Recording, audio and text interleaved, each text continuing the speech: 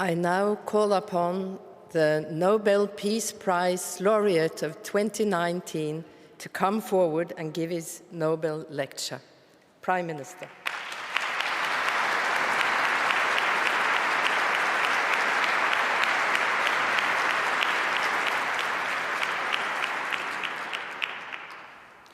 Your Majesties, Your Royal Highnesses, distinguished members of the Norwegian Nobel Committee, fellow Ethiopians, fellow Africans, citizens of the world, ladies and gentlemen.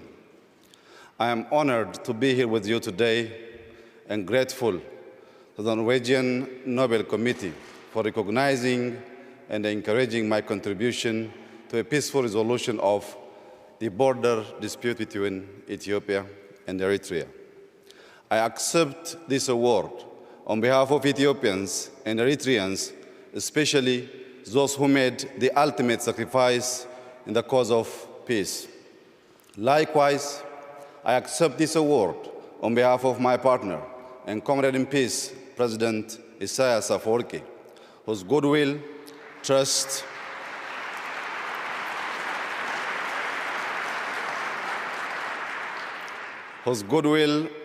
and commitment were vital in ending the two-decade deadlock between our countries. I also accept this award on behalf of Africans and citizens of the world for whom the dream of peace has often turned into a nightmare of war. Today, I stand here in front of you talking about peace because of faith. I crawled my way to peace through the dusty trenches of war years ago. I was a young soldier when war broke out between Ethiopia and Eritrea. I witnessed firsthand the ugliness of war in frontline battles. There are those who have never seen war but glorify and romanticize it. They have not seen the fear. They have not seen the fatigue. They have not seen the destruction or heartbreak, nor have they felt the mournful impotence of war after the carnage. War is the epitome of hell for all involved. I know because I have been there and back. I have seen brothers slaughtering brothers on the battlefield. I have seen older men, women, and children trembling in terror under the deadly shower of bullets and artillery shells. You see, I was not only a combatant in war, I was also a witness to its cruelty and what it can do to people. War makes for bitter men, heartless and savage men. 20 years ago, I was a radio operator attached to an Ethiopian army unit in the border town of Badime.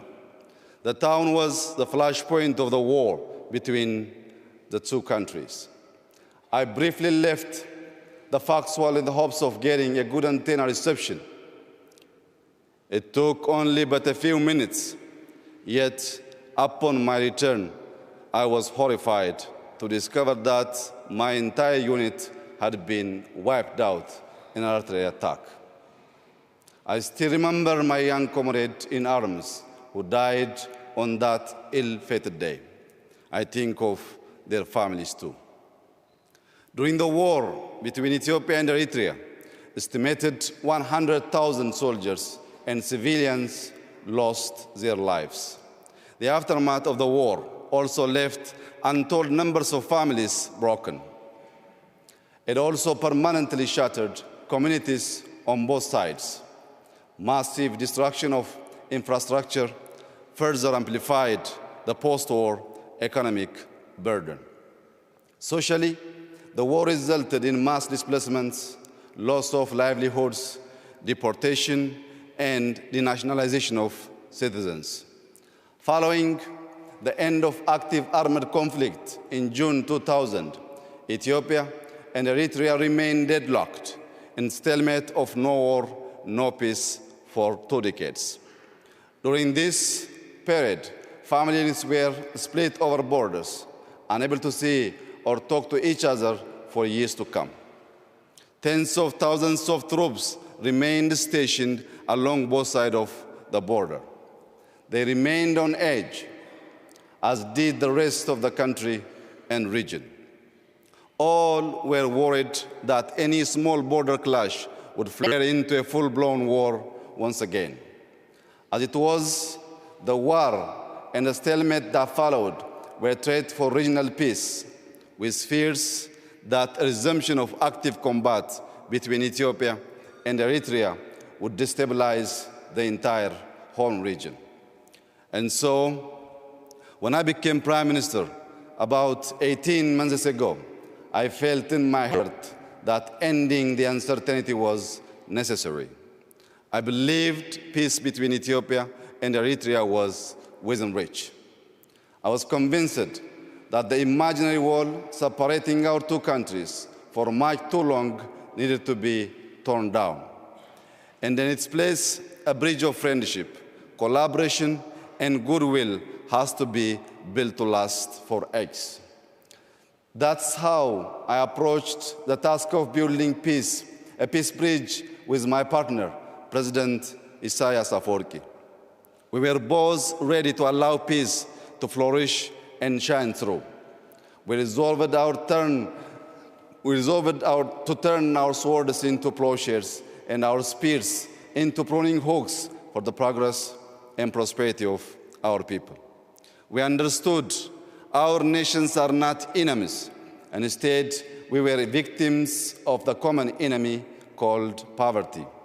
We recognized that while our two nations were stuck on all the grievances, the world was shifting rapidly and leaving us behind. We agreed we must work cooperatively for the prosperity of our people and our region. Excellencies, ladies and gentlemen, today we are reaping our peace dividends. Families separated for over 2 decades are now united. Diplomatic relations are fully restored. Air and telecommunication services have been reestablished, and our focus has now shifted to developing joint infrastructure projects that will be a critical lever in our economic ambition. Our commitment to peace between our two countries is ironclad. One may wonder how it is that a conflict extending over 20 years can come to an amicable resolution. Allow me to share with you a little about the beliefs that guide my actions for peace. I believe that peace is an affair of the heart. Peace is a labor of love.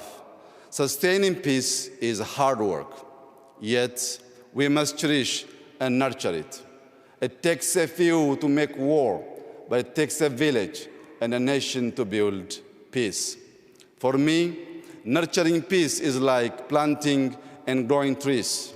Just like trees need water and good soil to grow, peace requires unwavering commitment, infinite patience, and goodwill to cultivate and harvest its dividends. Peace requires good faith to blossom into prosperity, security, and opportunity. In the same manner, trees absorb carbon dioxide to give us life and oxygen. Peace has a capacity to absorb the suspicion and doubt that may cloud our relationship. In return, it gives back hope for the future, confidence in ourselves, and faith in humanity. The humanity I speak of is within all of us. We can cultivate and share it with others if we choose to remove our masks of pride and arrogance. When our love for humanity outgrows our appreciation of human vanity, then the world will know peace. Ultimately, peace requires an enduring vision, and my vision of peace is rooted in the philosophy of Maddamar. Maddamar, an Amharic word, signifies synergy, convergence, and teamwork for a common destiny. Maddamar is a homegrown idea that is reflected in our political, social, and economic life. I like to think of Maddamar as a social compact for Ethiopians to build a just, egalitarian, democratic, and human society by pulling together our resources for our collective survival and prosperity. In practice, Maddamar is about using the best of our past to build a new society and a new civic culture that thrives on tolerance, understanding, and civility. At its core, Maddamar is a covenant of peace that seeks unity in our common humanity. It pursues peace by practicing the values of love, forgiveness, reconciliation, and inclusion. Excellencies, ladies and gentlemen, I come from a small town called Bashasha, located in the Oromia region of western Ethiopia. It is in Bashasha that the seeds of Maddamar began to sprout. Growing up, my parents instilled in me and my siblings an abiding faith in humanity. Maddamar resonates with the proverb, I am my brother's keeper, I am my sister's keeper. In my little town, we had no running water, electricity, or paved roads, but we had a lot of love to light up our lives. We were each other's keepers.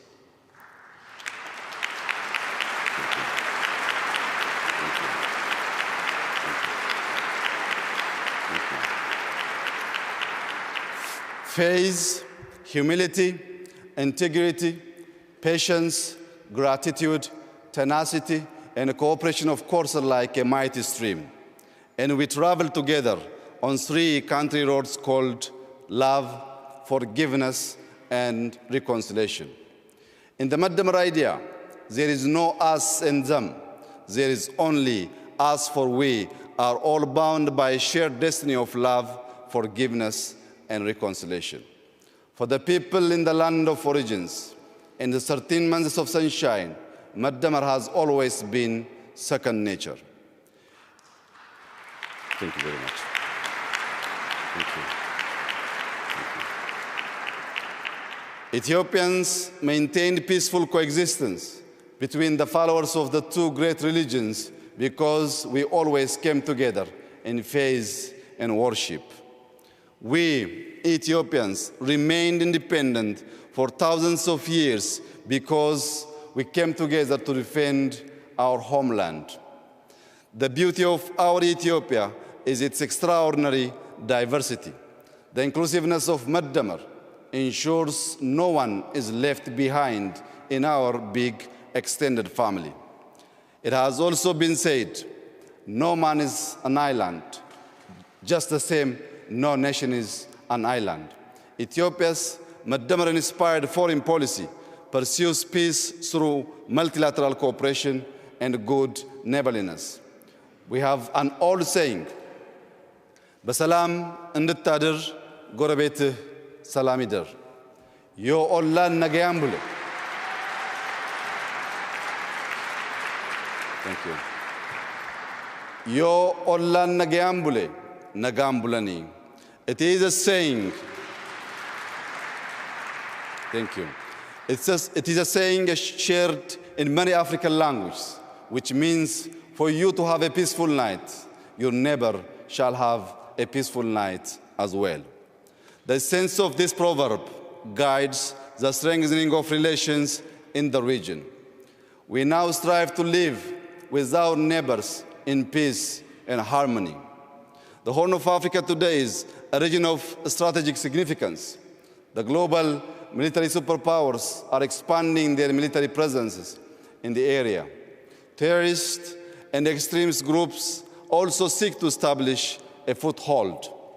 We don't want the Horn to be a battleground for superpowers nor a hideout for the merchants of terror and brokers of despair and misery.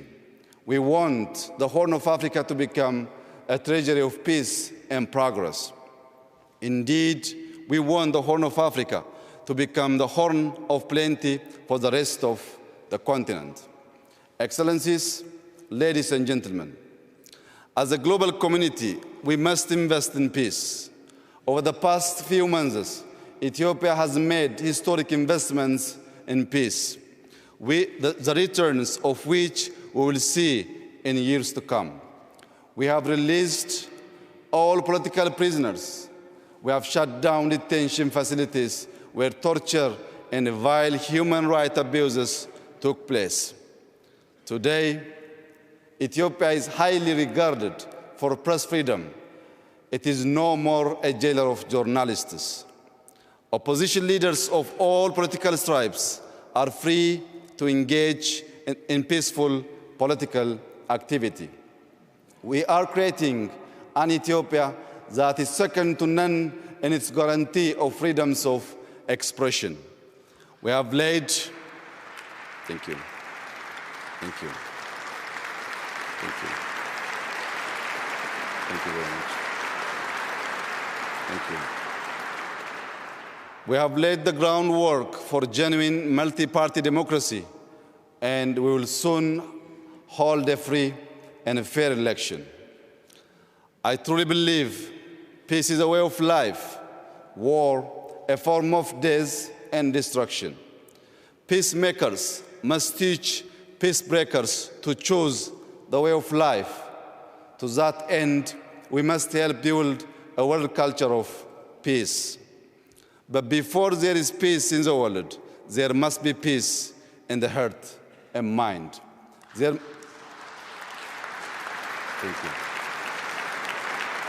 Thank you. There must be peace in the family, in the neighborhood, in the village, and the towns and cities. There must be peace in and among nations. Excellencies, ladies and gentlemen, there is a big prize for enduring peace. A famous protest slogan that proclaims "No justice, no peace" calls to mind that peace thrives and bears fruit when planted in the soil of justice. The disregard for human rights has been the source of much strife and conflict in the world. The same holds in our continent, Africa. It is estimated that some 70% of Africa's population is under the age of 30. Our young men and women are crying out for social and economic justice. They demand equality of opportunity and an end to organized corruption. The youth insist on good governance based on accountability and transparency. If we deny our youth justice, they will reject peace. Standing on this world stage today, I would like to call upon all my fellow Ethiopians to join hands and help build a country that offers equal justice, equal rights, and equal opportunities for all its citizens.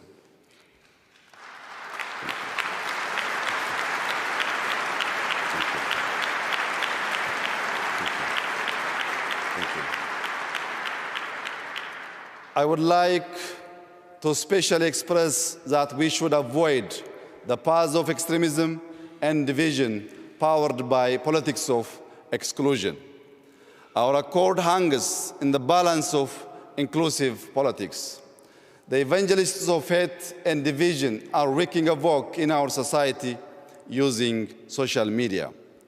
They are preaching the gospel of revenge and retribution on the airwaves. Together, we must neutralize the toxin of hatred by creating a civic culture of consensus-based democracy, inclusivity, civility, and tolerance based on Madamar principles. The art of building peace is a synergistic process to change hearts and minds, beliefs and attitudes that never cease. It is like the work of struggling farmers in my beloved Ethiopia. Each season, they prepare the soil, sow seeds, and control pests. They work the fields from dawn to dusk in good and bad weather. The seasons change, but their work never ends. In the end, they harvest the abundance of their fields. Before we can harvest peace dividends, we must plant seeds of love, forgiveness, and reconciliation in the hearts and minds of our citizens. We must pull out the weeds of discord, hate, and misunderstanding, and toil every day during good and bad days too. I am inspired by a biblical scripture which reads, "Blessed are the peacemakers, for they shall be called the children of God." Equally,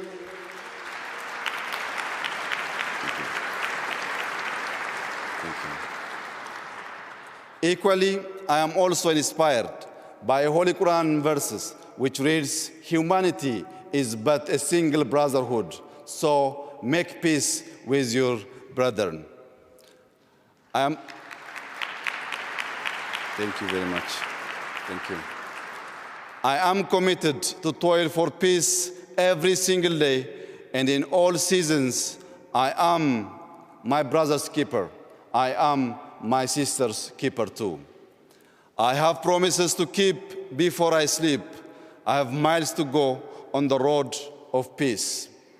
As I conclude, I call upon the international community to join me and my fellow Ethiopians in our Maddamar-inspired efforts of building enduring peace and prosperity in the Horn of Africa. Salam ለሁላችን ነገኝ ሁንደ ኬኛ ፈተው. Peace shall be upon all of us. Thank you very much.